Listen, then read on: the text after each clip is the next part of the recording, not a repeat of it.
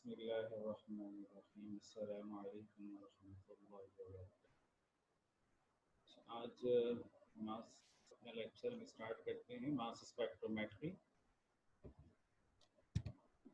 इसमें according to course outline हमारा जो लेक्चर है वो है mass spectrum molecular peak and ये हमारा lecture determination of molecular mass. ये वाला जो इस यूनिट के अंदर दो लेक्चर हैं, एक हमने कर लिया था मास स्पेक्ट्रम, उसमें मॉलिक्यूलर क्या होता है, मास स्पेक्ट्रम के अंदर बेस पीक क्या होती है, मॉलिक्यूलर पीक क्या होती है, और मेटास्टेबलाइन पीक क्या है, और आइसोटोपिक पीक्स क्या हैं, मास ओवर चार्ज रेशो क्या है, ये हमने देख लिया था। अच्छा, अब हम आते हैं मॉलिक्यूलर पीक पे फोकस करते हैं और डिटर्मिनेशन ऑफ मॉलिक्यूलर मास। ये एक लेक्चर हमारा रह गया इस यूनिट का, इसको हम देखते हैं। Lecture 18 molecular peak and determination of molecular mass, ये आज हमारा लेक्चर है। अच्छा, हम चूँकि एक ही टेक्निक ले रहे हैं, electron ionization mass spectrometry EIMS, तो उसी से मुताबिक हम सारी बात कर रहे हैं। तमाम टेक्निक्स इसी से रिलेटेड हैं। ये यानी ओवरऑल एक अगर हम इसको अंडरस्टैंड कर लेते हैं तो बाकी टेक्निक्स भी आसानी से समझ में आ जाएंगी। ओवरऑल सबका एक ही पर्पज़ है। तो EIMS के अंदर हम देखते हैं। अच्छा, ये बात हमारे डिस्कस हुई थी कि जब हमने मास स्पेक्ट्रोमीटर देखा था उसमें डिफरेंट पार्ट्स देखे थे, उनके फंक्शंस देखे थे, तो ये बात आई थी कि इसमें जो सबसे इम्पॉर्टेंट पार्ट है वो आयनाइजेशन चैम्बर है, जिसके अंदर आयनाइजेशन होती है। हम अपने मॉलिक्यूल को, कोई जो भी सैंपल है उसको आयनाइज करना चाहते हैं और आयनाइजेशन के ज़रिए से मॉलिक्यूलर आयन बनाना चाहते हैं। मॉलिक्यूलर आयन जब बनेगा तो उसको हम आसानी से डिटेक्ट कर लेंगे, और जो मॉलिक्यूलर आयन होगा by removal of one electron, तो जो उसका मास आएगा वो असल में मॉलिक्यूलर मास होगा। इसका मतलब जो मॉलिक्यूलर आयन पीक बनती है उस पे मॉलिक्यूलर मास डिपेंड करता है, और जो मॉलिक्यूलर आयन पीक है वो आयनाइजेशन चैम्बर में बनती है। तो इन सब का आपस में लिंक है। मॉलिक्यूलर मास का लिंक मॉलिक्यूलर आयन पीक से है, और मॉलिक्यूलर आयन पीक की जो फॉर्मेशन है वो आयनाइजेशन चैम्बर या फेनोमेना ऑफ आयनाइजेशन पर है, आयनाइजेशन सोर्स पर है। तो अब ये सारी चीज़ों का लिंक है। इसका मतलब मॉलिक्यूलर मास जो डिपेंड कर रहा है ओवरऑल वो आयनाइजेशन चैम्बर पर डिपेंड कर रहा है, आयनाइजेशन चैम्बर। तो आयनाइजेशन चैम्बर जो है बहुत इंपॉर्टेंट पार्ट है। अगर हम मॉलिक्यूलर मास मालूम करना चाहते हैं तो हमें मॉलिक्यूलर आयन पीक को कंफर्म करना पड़ेगा। अगर मॉलिक्यूलर आयन पीक कंफर्म नहीं होती है तो मॉलिक्यूलर मास हमें मालूम नहीं चलेगा, और जब तक मॉलिक्यूलर मास नहीं मालूम चलेगा हम मॉलिक्यूलर फार्मूला तक अप्रोच नहीं कर सकते। तो मॉलिक्यूलर आयन पीक का कंफर्म होना ज़रूरी है, और मॉलिक्यूलर आयन पीक बहुत सारी चीज़ों पर डिपेंड करती है, ये हमने पहले भी डिस्कस किया था। और आयनाइजेशन चैम्बर जो बहुत इंपॉर्टेंट पार्ट है इस पर डिपेंड कर रही होती है। अगर मॉलिक्यूलर आयन पीक कंफर्म नहीं हो रही, इसका मतलब जो आयनाइजेशन फेनोमेना है आपको चेंज करना पड़ेगा। यानी ये जो पार्ट है आयनाइजेशन चैम्बर वाला, इसको चेंज करना पड़ेगा। इसको चेंज करने का मतलब ये है कि you will change the technique. और ये जो आयनाइजेशन फेनोमेना है, मुख्तलिफ सैम्पल्स के लिए मुख्तलिफ आयनाइजेशन फेनोमेना सूटेबल होता है। तो आयनाइजेशन चैम्बर हमारा फोकस है, और मॉलिक्यूलर आयन पीक हमारा फोकस है डिटर्मिनेशन ऑफ मॉलिक्यूलर मास के लिए। तो अब यहाँ ये जो चीज़ है कि it is determined by molecular ion peak, यानी जो मॉलिक्यूलर मास जो असल में, क्योंकि जब हम कोई भी सैंपल लेते हैं उस सैंपल में से एक इलेक्ट्रॉन निकाल लिया तो उसका मास चेंज नहीं होता। तो जो अब जो हमारे पास जो पीक आ रही है वो मॉलिक्यूलर आयन पीक है, जिसको हम कैट आयन रेडिकल भी कहते हैं। एक इलेक्ट्रॉन निकल जाने की वजह से वो रेडिकल बन गया, एक इलेक्ट्रॉन निकल जाने की वजह से वो पॉजिटिव आयन बन गया। तो ये कैटायन रेडिकल कहलाता है, जिसको M प्लस डॉट से हम शो करते हैं, जैसे कि यहाँ पे ये शो है M प्लस डॉट के जरिए से। This is the molecular ion peak. तो ये जो मॉलिक्यूलर आयन पीक है इसका कंफर्म होना चाहिए। तो इसका मास आएगा, इसकी जो मास ओवर चार्ज रेशो आएगी M ओवर E या M ओवर Z भी कहते हैं। तो मास ओवर चार्ज रेशो वो असल में मास है, molecular mass of the sample. तो ये इसका अगर ये कंफर्म नहीं हो रही मॉलिक्यूलर आयन पीक, डाउटफुल है तो मॉलिक्यूलर मास पता नहीं चल रहा, इसका मतलब है। तो मॉलिक्यूलर आयन पीक डिटरमाइन करती है मॉलिक्यूलर मास। तो मॉलिक्यूलर आयन पीक का कंफर्म होना ज़रूरी है। बहुत सारे केसेस में कंफर्मेशन नहीं हो पाती है, तो मॉलिक्यूलर मास भी कंफर्म नहीं हो पाता, then we will change the technique, we will change the ionization phenomena. If molecular and peak have life, अच्छा अब ये मॉलिक्यूलर एंड पीक कंफर्म क्यों नहीं होती और कब होती है और कब नहीं होती, ये एक बड़ा क्वेश्चन है। और इसी को अंडरस्टैंड करना है, इसी को इस कॉन्सेप्ट को क्लियर करना है कि मॉलिक्यूलर एंड पीक आया कंफर्म क्यों नहीं होती। देखिए हमारे पास जब हम आयनाइजेशन करते हैं, हम हमारे जो सैंपल मॉलिक्यूल हैं, they will enter by sample layer system into the ionization chamber, जहाँ हाई एनर्जी इलेक्ट्रॉन बीम मौजूद है, और जो high energy electron beam hit the sample molecule को हिट करती है और उसको आयनाइज करने की कोशिश करती है। तो अब यहाँ जो हमारा जो सैंपल है, जो भी सैंपल हमारे पास है, उसका लाइफ टाइम और उसका जो मॉलिक्यूलर आयन जनरेट हो रहा है उसका लाइफ टाइम, और फिर उसके जो फ्रैगमेंट जो भी फ्रैगमेंट जनरेट हो रहे हैं और मॉलिक्यूलर आयन जनरेट हो रहा है, यानी जो मॉलिक्यूलर आयन है अगर एकदम स्टेबल होता है तो पूरी मजीद फ्रैगमेंट में चेंज हो जाता है। कौन से फ्रैगमेंट ऐसे हैं जो एनालाइजर तक पहुंचते हैं, तो डिटेक्टर उनको डिटेक्ट करता है, काउंट करता है, तो रिकॉर्डर उनको रिकॉर्ड करता है। वो डिपेंड कर रहा होता है कि वो डिपेंड कर रहा होता है वो डिपेंड कर रहा होता है कि डिपेंड करता है कि जनाब stability of the fragments, stability और life time of the fragments क्या है, यानी लाइफ टाइम या स्टेबिलिटी ऑफ द फ्रैगमेंट्स। जब हम मैंने आपको बताया था कि जो भी सैंपल मॉलिक्यूल होते हैं, सैंपल मॉलिक्यूल, उसमें से सारे आयनाइज नहीं होते। मिसाल के तौर पे 100 मॉलिक्यूल आप एंटर, जब ये 100 मॉलिक्यूल आयनाइजेशन चैम्बर में जाते हैं तो इसमें से हो सकता है 5 मॉलिक्यूल ऐसे हों जो नेगेटिव आयन बन जाते हैं, इलेक्ट्रॉन एब्जॉर्ब कर लेते हैं, और इसमें से 50 ऐसे हों जो पॉजिटिव आयन बन जाते हैं, यानी मॉलिक्यूलर आयन बन जाते हैं, और 45 रह गए 100 में से 45 ऐसे हैं जिन पे कोई असर नहीं होता, वो न्यूट्रल रहते हैं, उनका जो कोलिजन है हाई एनर्जी इलेक्ट्रॉन बीम के साथ वो इफेक्टिव नहीं होता, वो न्यूट्रल रहते हैं। अब ये जो 50 जो है पॉजिटिव आयन जो बने, मॉलिक्यूलर आयन बने, ये हमारे काम के हैं, ये मूव करेंगे।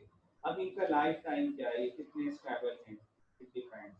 तो जब ये स्टेबल होते हैं तो ये 50 में से हो सकता है बहुत स्टेबल होंगे तो 50 में से मजीद हिट हो जाएं, और 50 में से जो है वो 40 जो है वो फ्रैगमेंट मजीद फ्रैगमेंट में टूट जाएं और 10 बाकी रह जाएं, और जो 50 टूटे हैं और टूटते जाएं, इस तरह कोई 10 मॉलिक्यूलर आयन बाकी बचे, और जो बाकी जो 40 और टूटे उससे 80 और फ्रैगमेंट बन गए, तो 80 और ये 10 ये निकल के बाहर जा रहे हैं एनालाइजर की तरफ, इसमें 10 मॉलिक्यूलर आयन है।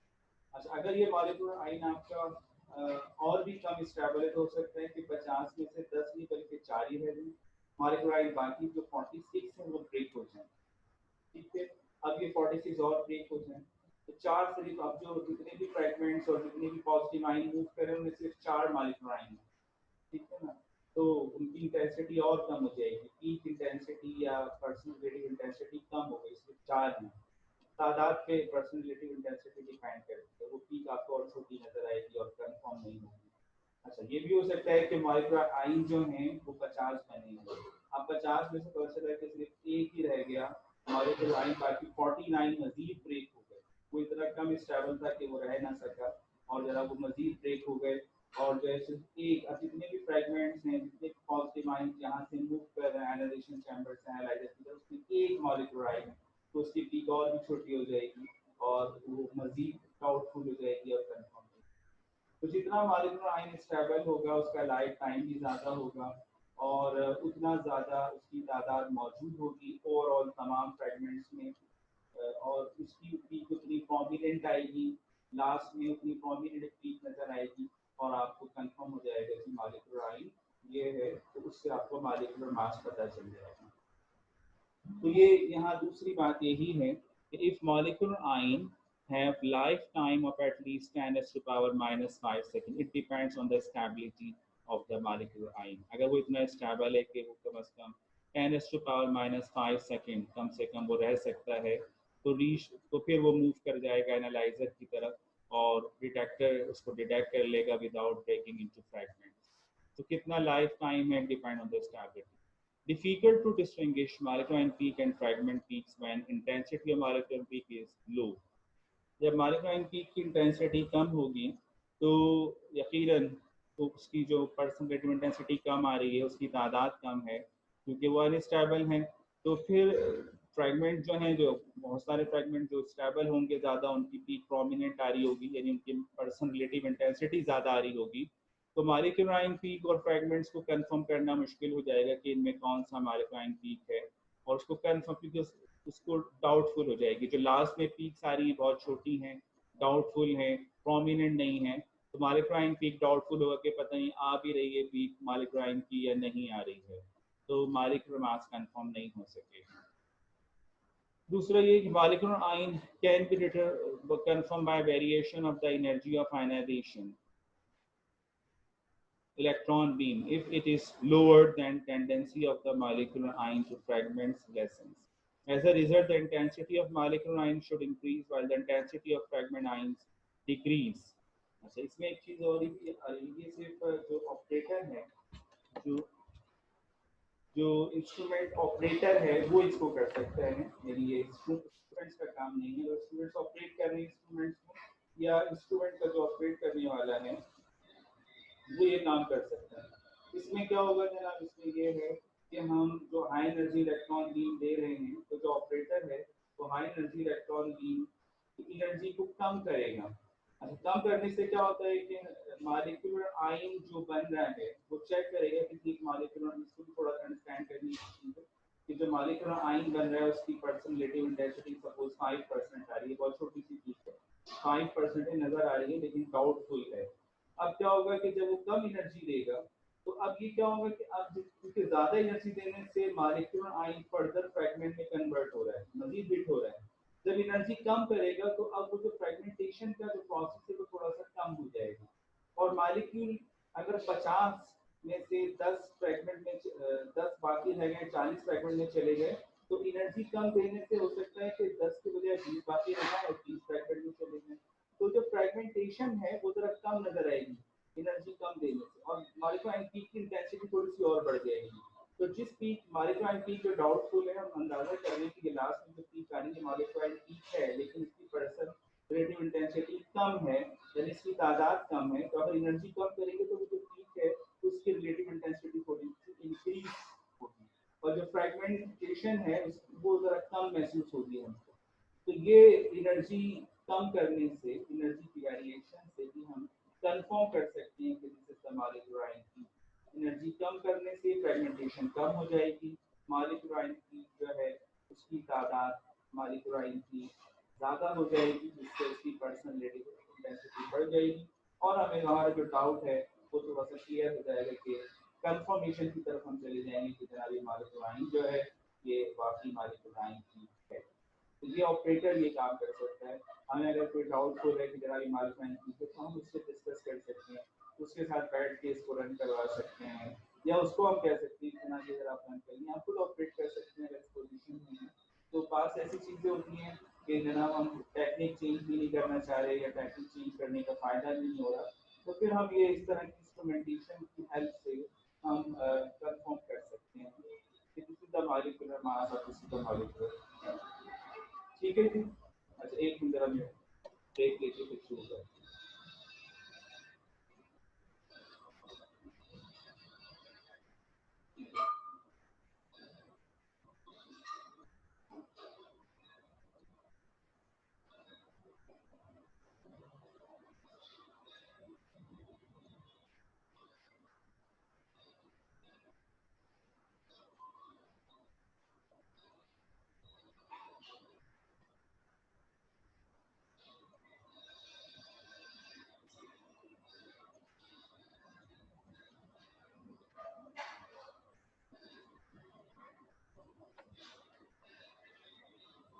चलिए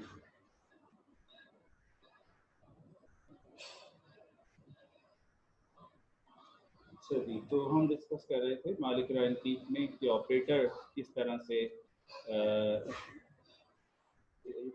इसको आप उसकी हेल्प ले सकते हैं। अच्छा, दूसरा, it is also confirm by forming the fragment ions in MS by loss of logical neutral fragment. अच्छा, होता ये है कि बात दफ़ा हमारा जो कंपाउंड है उसमें कोई डिहाइड्रेशन हो जाती है, तो कोई एसिडिक एसिड का मॉलिक्यूल रिमूव हो जाता है, मॉलिक्यूलर पीक आ रही है, बहुत छोटी सी है, हमने कहा जी 80 पे आ रही है, ठीक है, लेकिन डाउटफुल है, उसकी परसेंट रिलेटिव इंटेंसिटी 2% है, 3% है, 4%, छोटी सी पीक है, लेकिन डाउटफुल है। तो एक हमने देखा कि 18 के डिफरेंस से एक पीक आ रही है, यानी 80 पे आ रही है, और उसके बाद तकरीबन 62 पे एक पीक आ रही है, बहुत प्रोमिनेंट पीक है, और 80% उसकी पर्सन रिलेटिव इंटेंसिटी है, 62, यानी 18 का डिफरेंस है, 70 80, 80 से माइनस करें 18 तो 62 हो जाता है, तो 62 पे एक प्रोमिनेंट पीक आ रही है, तो ये 18 का जो डिफरेंस है एक लॉजिकल है, यानी जो फ्रेगमेंट्स हमारे बनते हैं इतने सारे, बहुत सारे लॉजिकल होते हैं, बहुत सारे इलॉजिकल। इलॉजिकल का मतलब है कि बॉन्ड ब्रेक होते चले जा रहे हैं, हर बॉन्ड का ब्रेक होना हमें नहीं पता, कहाँ से बॉन्ड ब्रेक हुआ, कौन सा फ्रैगमेंट बन गया, तो सबका मालूम होना हमें ज़रूरी भी नहीं है और हमें पता भी नहीं चलता। लेकिन बाद ऐसे फ्रैगमेंट्स बनते हैं जो हमारे बड़े काम के होते हैं, वो लॉजिकल वे में, जैसे डिहाइड्रेशन हो गई, एक लॉजिकल फ्रैगमेंटेशन है। तो ये जो लॉजिकल फ्रैगमेंटेशन होती है ये हमारे लिए हेल्पफुल होती है, आगे हम पढ़ेंगे हर क्लास में, हर क्लास ऑफ कंपाउंड्स के अंदर, जैसे एल्डिहाइड है, कीटोन है, अल्कोहल है, कुछ लॉजिकल फ्रैगमेंटेशन भी होती हैं। ये लॉजिकल फ्रैगमेंटेशन हमें बहुत सारी चीज़ों में हेल्प करती है, मॉलिक्यूलर आइडेंटिटी कंफर्म करने में, मॉलिक्यूलर फार्मूले की तरफ जाने में, स्ट्रक्चर डिटर्मिनेशन में समटाइम दे आर हेल्पफुल। तो ये जो हमारे पास बाद का लॉजिकल फ्रेगमेंटेशन होती है मॉलिक्यूलर आइडेंटिटी के करीब, जैसे 18 का लॉस आ रहा है, मैंने बताया 62 पे मास आ रहा है, तो ये 62 पे मास आ रहा है, तो ये एक हमें बता रहा है कि 18 का डिफरेंस है, तो डिहाइड्रेशन यहाँ पे हो रही है, तो ये डिहाइड्रेशन जो हो रही है इसका मतलब कि जनाब ये वाकई 80 पे कोई पीक है जिसमें डिहाइड्रेशन होकर 62 आ गया, तो वो 80 मॉलिक्यूलर मास है, उसको ये कंफर्म कर रहा है एक लॉजिकल फ्रेगमेंटेशन। तो यहाँ यही बात है, it is also confirmed by forming the fragments ion in MS by loss of logical neutral fragments। अच्छा, दूसरी बात जो हमारे पास है वो ये कि intensity of molecular and peak depends upon the class of compound. ये जो इंटेंसिटी हमारे पास आ रही, क्लास ऑफ कंपाउंड भी बहुत इंपॉर्टेंट है।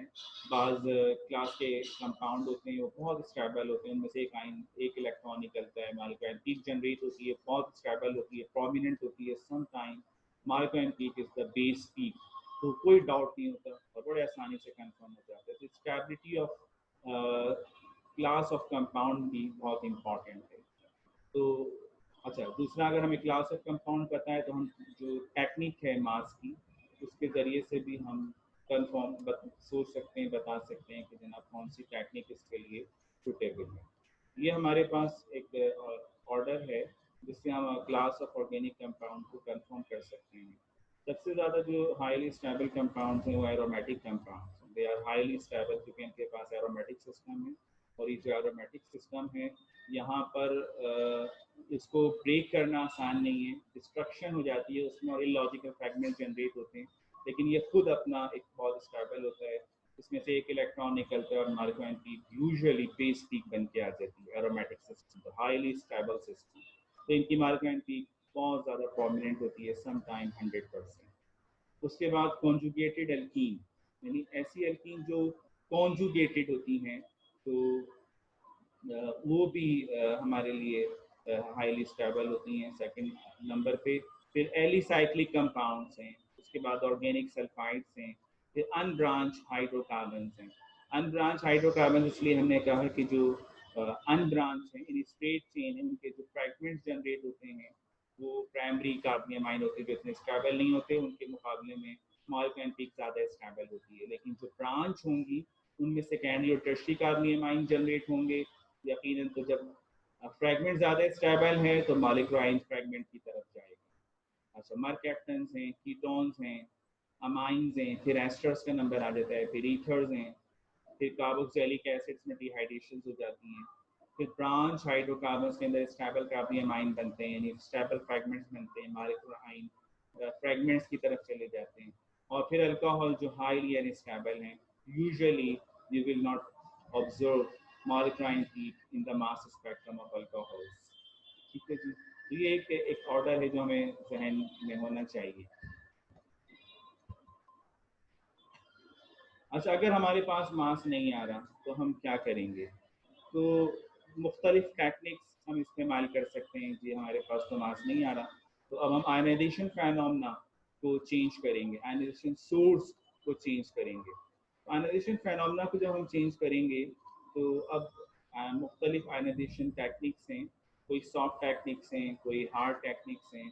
तो मुख्तलिफ कंपाउंड्स के लिए, क्लास ऑफ कंपाउंड के लिए मुख्तलिफ आयनाइजेशन फेनोमेना सूटेबल होते हैं। तो वो अगर हमें कंपाउंड का पता है तो हम टेक्निक देख सकते हैं जी कौन सी टेक्निक उसके लिए सूटेबल है। तो ये मुख्तलिफ टेक्निक्स हैं। और अगर हमारे पास कंपाउंड नहीं है, कंपाउंड का नहीं मालूम, तो हम EI से स्टार्ट करते हैं। EI is the simple technique और यूजुअली सारी कंपाउंड को कवर करती है। अगर यहाँ से रिजल्ट नहीं आता तो फिर हम डिफरेंट टेक्निक की तरफ जाते हैं। एक चीप टेक्निक है, ईजीली अवेलेबल टेक्निक है। तो first you will start from EI, लेकिन अगर कंपाउंड का पता है तो फिर हम सुटेबल टेक्निक की तरफ जाते हैं, टारगेटेड अप्रोच की तरफ जाते हैं। अब यहाँ अगर EI से हमें रिजल्ट नहीं मिल रहा तो FI है, जिसको हम फील्ड आयनाइजेशन टेक्निक कहते हैं। और ये फिर हम आगे पढ़ेंगे इन टेक्निक के बारे में थोड़ा बहुत कि आया इन टेक्निक्स का क्या फ़र्क है, आयनाइजेशन फेनोमेना कैसे होता है, मुख्तसर हम बाद में एक लेक्चर में इसको भी डिस्कस करेंगे। तो अभी तो ये है कि जी FI है हमारे पास फील्ड आयनाइजेशन, और CI है जिसको केमिकल आयनाइजेशन कहते हैं, FD है जिसको फील्ड डिसॉर्प्शन कहते हैं, फिर फैब है जिसको फास्ट एटॉमिक बम्बार्डमेंट कहते हैं, फिर माल्डी है matrix assisted laser desorption ionization है, ESI इलेक्ट्रॉन आयनाइजेशन। बहुत सारी इस तरह की टेक्निक्स हैं जो आप इस्तेमाल कर सकते हैं। अब इसमें जो ये आपका जो CI है, जो पोलर किस्म के कंपाउंड हैं, उसमें इस्तेमाल हो जाती है। बहुत ही सॉलिड यानी लो वोलेटाइल के कंपाउंड उसमें FD सूट करती है। शुगर मॉलिक्यूल्स जो उनमें फैब हेल्पफुल होती है। इसी तरह जो हमारे पास ये जो प्रोटीन्स वगैरह हैं इसमें माल्टी सूटेबल होती है। और पॉलीमर्स जो होते हैं उसके अंदर हमारा ESI सूट कर रही होती है। ठीक है, उसके बाद जब हम मॉलिक्यूलर मास हमारा एक और इसमें हम कर सकते हैं, बाद वक्त हमारे ऐसे कंपाउंड होते हैं जो स्टेबल नहीं होते। मिसाल के तौर पे कार्बोक्सिलिक एसिड हमारा लास्ट तकरीबन लास्ट में आ रहा है कि हमें इतना स्टेबल नहीं है, और हमें पता है कि हमारा एक कंपाउंड कोई कार्बोक्सिलिक एसिड है। तो उसका एक तरीका और भी है, क्योंकि इतना स्टेबल नहीं है, इसमें डिहाइड्रेशन हो रही है ना, तो हम इसके अंदर ये भी कर सकते हैं, इसको एमाइड में कन्वर्ट करने, कॉरेस्पॉन्डिंग एमाइड बन जाएगी। एमाइड स्टेबल होते हैं, एस्टर कंपैरेटिवली स्टेबल होते हैं। एमाइड में कन्वर्ट करते हैं और फिर इसको हम मॉलिक्यूलर मास के लिए सबमिट कर दें तो काफ़ी बेहतर रिजल्ट निकलेंगे। डेरिवेटिव फॉर्मेशन भी की जा सकती है। अगर आपका compound class of compound known है कि जनाब ये ईथर है, ये अल्कोहल है, या ये कार्बोक्सिलिक एसिड है, क्लास ऑफ ऑर्गेनिक कंपाउंड अगर नोन है तो फिर हम उसकी डेरिवेटिव बनाते हैं। ऐसे डेरिवेटिव जो स्टेबल होते हैं और फिर मॉलिक्यूलर मास ले लें तो हमें आसानी से, जैसे फॉर एक मिसाल के तौर पर मैं कहता हूँ कि बेंजोइक एसिड, अब बेंजोइक एसिड तो नहीं पता लेकिन मुझे अंदाजा है, मिसाल के बेंजोइक एसिड, अब बेंजोइक एसिड का रिजल्ट नहीं आ रहा, हम बेंजेमाइड बना देते हैं। अब ये क्या बन गया, बेंजेमाइड कॉरेस्पॉन्डिंग एमाइड बन गया, तो हम एक एमाइड का रिजल्ट मिल जाएगा, उसका मास निकाल लेंगे।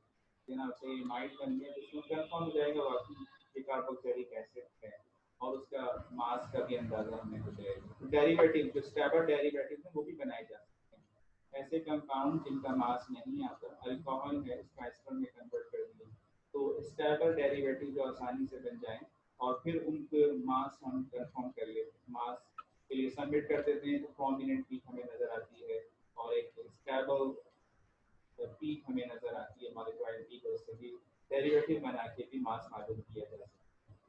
तो ये भी एक तरीका है डेरिवेटिव फॉर्मेशन के जरिए से सेम टेक्निक से मास को कंफर्म करना। और जब मॉलिक्यूलर मास कंफर्म हो जाता है तो मॉलिक्यूलर फार्मूले की तरफ हम जाते हैं, और इससे मॉलिक्यूलर मास का भी पता चलता है। कुछ ऐसे मेथड्स हैं, कुछ ऐसे रूल हैं जिससे मॉलिक्यूलर फार्मूला भी कंफर्म हो रहा होता है और मॉलिक्यूलर मास भी कंफर्म हो रहा होता है, यानी दोनों चीज़ें हैं, मॉलिक्यूलर मास की कंफर्मेशन भी होती है और मॉलिक्यूलर फॉर्मूले की भी कंफर्मेशन। जैसे एक मैं यहाँ बता रहा हूँ कि नाइट्रोजन रूल, ये जो नाइट्रोजन रूल है ये नाइट्रोजन की मौजूदगी का पता देता है कि हमारे पास कंपाउंड में क्या है।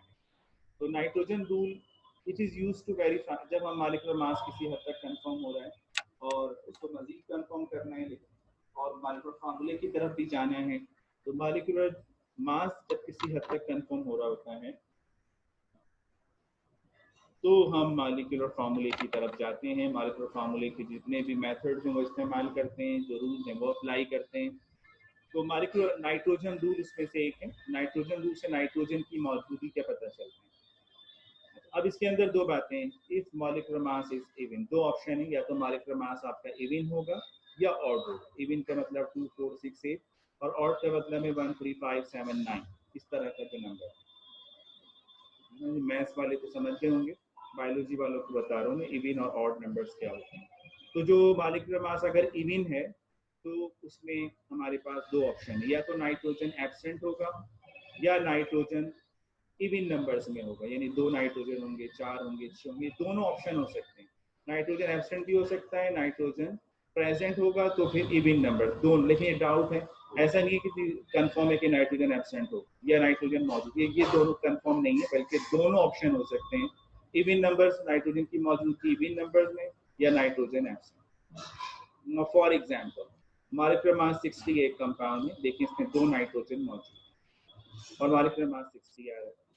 दूसरा ऑप्शन है कि मॉलिक्यूलर मास ऑड है, जब ऑड है तो फिर ये कंफर्म कर रहा है कि नाइट्रोजन मस्ट बी प्रेजेंट, यानी नाइट्रोजन एब्सेंट होने की कोई चांस नहीं है, बल्कि नाइट्रोजन मस्ट बी प्रेजेंट और इन ऑड नंबर, इन ऑड नंबर। ये थोड़ा सा मिस्टेक, इसको देख लीजिएगा, ये मिस्टेक नजर में आ गई कि nitrogen must be and it is in odd numbers, या ऑड नंबर आ जाएगा, इसको मैं भी आप लोग देख लीजिएगा। फॉर एग्जाम्पल मॉलिक्यूलर मास आ रहा है आपका 45, मॉलिक्यूलर मास आ रहा है 45, तो देखिए एक नाइट्रोजन मौजूद है, तो नाइट्रोजन मस्ट बी प्रेजेंट और ऑड नंबर्स के अंदर प्रेजेंट, ठीक है ना। तो ये कंफर्म है कि नाइट्रोजन जरूर है अगर मास 45 आ रहे हैं और ऑड नंबर में, ये नाइट्रोजन रूल हमारा कहलाता है। दूसरी चीज जो हम माइक्रो फार्मूले की तरफ जाते हैं, मॉलिक्यूलर मास जब कंफर्म हो जाता है, वो है क्लोरीन और ब्रोमीन की मौजूदगी। वो कहाँ से पता चलती है? वो do not confuse the molecular peak with the peak corresponding to the molecular peak with the heavier halogen isotope present। बाद औक़ात मॉलिक्यूलर पीक जब कंफर्म हो जाती है तो मॉलिक्यूलर पीक के फौरन बाद, यानी M+2, M+2, M+1, M+2, ये पीक्स बड़ी प्रोमिनेंट आ रही होती हैं। अच्छा, ये आइसोटोपिक पीक्स कहलाती हैं और ये प्रोमिनेंट सिर्फ क्लोरीन और ब्रोमीन के केस में ही आती हैं और किसी केस में नहीं आती। तो क्लोरीन और ब्रोमीन के केस में जो पीक्स आती हैं ये बड़ी मैंने बताया था कि क्योंकि इनके आइसोटोपिक अबेंडेंस काफ़ी ज़्यादा है। क्लोरीन 35 अगर 100% ले लें तो क्लोरीन 37 32%, 1:3 की रेशियो में। ब्रोमीन 70 या 100% ले लें तो ब्रोमीन 81 जो नेचुरल अबेंडेंस है वो 98%, 1:1 की रेशियो है। तो ये दो पीक्स अगर 1:3 की रेशियो में M+2 पीक आ रही है तो क्लोरीन की मौजूदगी को शो कर रही है, और अगर 1:1 की रेशियो में आ रही है, जितनी प्रोमिनेंट पीक मॉलिक्यूलर पीक 70% आ रही है, तो M+2 भी 78% आ रही है, तो मतलब ब्रोमीन की मौजूदगी को शो कर रही है। तो आइसोटोपिक पीक्स की तरफ हम एक निगाह डालेंगे, अगर वो प्रोमिनेंट पीक आ रही है तो क्लोरीन और ब्रोमीन की मौजूदगी का पता देती है। ये दो एलिमेंट हमें मास से पता चलते हैं, आइसोटोपिक पीक से पता चलते हैं। ये एक चार्ट है जो रिलेटिव अवेयरनेस बताता है, जैसे कार्बन 12 में अब ये 100%, 1%, इसमें जो सबसे प्रोमिनेंट वो क्लोरीन है, क्लोरीन 35 100%, 37 32.5%, ब्रोमीन 79 100%, ब्रोमीन 81 98%, ठीक है ना। तो ये दो क्लोरीन ब्रोमीन की मौजूदगी का हमें आइसोटोपिक पीक से पता चलता है मास स्पेक्ट्रम का। एक इसकी एग्जांपल अगर हम देख लें कि जना हमारे पास जो एग्जांपल है क्लोरीन, अभी हमारे पास एक स्पेक्ट्रा है, मास स्पेक्ट्रम और कंपाउंड। आप ये देखिए कि ये मॉलिक्यूलर पीक के जो 100% आ रही है 64 और एक पीक आ रही है 66 पर। तो ये लास्ट में जो पीक्स आ रही होती हैं, अगर हम कह रहे हैं ये मॉलिक्यूलर पीक है, तो अगर हम कह रहे हैं 66 वाली मॉलिक्यूलर पीक है तो फिर ये क्या है? अगर ये मालिक्यूल पीक है तो ये हम देखते हैं तो 1:66 वाली 1:3 की रेशो में आ रही है, तकरीबन 33%। तो ये कॉम्बिनेशन हमें बता रहा है कि अगर ये मालिक्यूल पीक है तो ये M+2 की पीक है जो क्लोरीन को शो कर रही है, क्लोरीन को शो कर रही है। और अगर इसका हम देखें मॉलिक्यूलर मास 64 और इसका अगर फॉर्मूला देखें CH3CH2Cl, तो ये वाकई क्लोरीन की मौजूदगी को शो कर रही है कि जनाब क्लोरीन में भी प्रेजेंट। ऐसे एक और कंपाउंड अगर हम देखें तो लास्ट में 2 पीक्स आ रही हैं और ये अगर हम इसको कहते हैं ये मॉलिक्यूलर पीक है 122 पे, तो M+2 यानी 124 पे बिल्कुल सेम रिलेटिव इंटेंसिटी की पीक आ रही है, 1:1 रेशो है दोनों में। तो ये बता रहे हैं जी वो अमीन है। जब हम इसका फार्मूला देखते हैं मास 122 फार्मूला CH3CH2CH2Br, तो बाकी ये ब्रोमीन की मौजूदगी हमें पता चलती है।